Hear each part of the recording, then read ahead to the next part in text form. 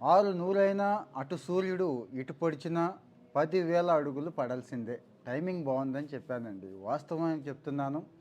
నేనైతే ఎట్టి పరిస్థితుల్లోనూ 10,000 అడుగులు పడిపోతాయండి. నడిచేస్తాను. ఏది అస్సలు ఖాళీ లేని రోజుల్లో కూడా 10,000 అడుగులు నడిచేస్తాను. ఎందుకు ఏంటి అంటారా? ఇది ఇప్పటిది కాదండి. జపాన్ వాడు 1960 ఆ టైంలో కనిపెట్టాడు. అప్పట్లో పెడోమీటర్స్ అని ఉండేయండి.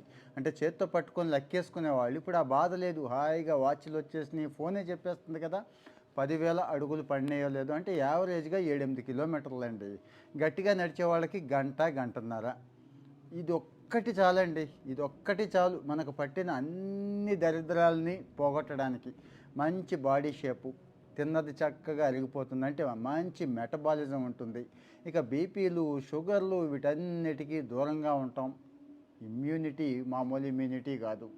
ఇక బాడీ పోస్టర్ గురించి ప్రత్యేకంగా చెప్పక్కర్లేదు. ఎన్ని లాభాలు ఉన్నప్పుడు 10,000 అడుగులు నడవడానికి ఏమైందండి? ఎందుకు నడవలేమండి? గొప్ప గొప్ప వాళ్ళు, రోజంతా బిజీ ఉన్నవాళ్ళు, 1,00,00,000 సంపాదించిన వాళ్ళు కూడా 10,000 అడుగులు నడుస్తున్నప్పుడు మనం ₹1,00,000 కూడా సంపాదించలేని వాళ్ళం 10,000 అడుగులు నడకుండా రకరకాలైన ట్రీట్మెంట్లు, రకరకాల హాస్పిటల్స్ ఉన్నాయి కదని చెప్పి అక్కడికి పోదామా? టాబ్లెట్లు మింగుదామా? ఆలోచించండి. సో నడిచేయండి. ఎందుకు ఏంటి అనేది చెప్పేశాను. ఓవరాల్గా మంచి ఫిట్నెస్ దగ్గర నుంచి మంచి ఆరోగ్యం, ఇక అన్నీ. ఇక ఎలాగూ లైఫ్ స్టైల్ మారిపోయింది. నోరు కట్టుకోవట్లేదు. పనికి బాని చెత్త, పరమ దరిద్రము అంతా కూడా తినేస్తున్నాం. ఓకే, దాని గురించి మాట్లాడుకోవద్దు. కానీ ఇది నడిచేద్దామండి. ఎలా ఏంటి అంటారో చెప్తాను చూడండి. అంటే నేను ఫాలో అవుతున్న చిట్కాలే చెప్తానండి. ఏ మాత్రం నిలబడే అవకాశం ఉన్నా నిలబడిపోతానండి. ఏ మాత్రం ఉన్నా కానీ. ఒకటి, నిలబడి కాస్త అటు ఇటు అన్నట్టు ఇంట్లో కూడా. 2, ఫోన్ వచ్చిందంటే పట్టుకొని వెళ్ళిపోవడమేనండి. ఇక అందులో మొహమాటం ఏమీ లేదు. 3, ఎక్కడైనా ఒక గంట 2 గంటలు ఖాళీ దొరికితే ఒక మంచి సాయంత్రం కానీ, మంచి ఉదయం కానీ, మీరు చూస్తూ ఉంటారుగా రోజు నన్ను ఆ పొలాల్లోకి వాటిల్లోకి, ఎంత బాగుంటుందంటే అంత అంటే బూస్టింగ్ వచ్చేస్తుందండి పూర్తిగా. ఎందుకంటారా? నాకైతే బాగా అవసరమండి.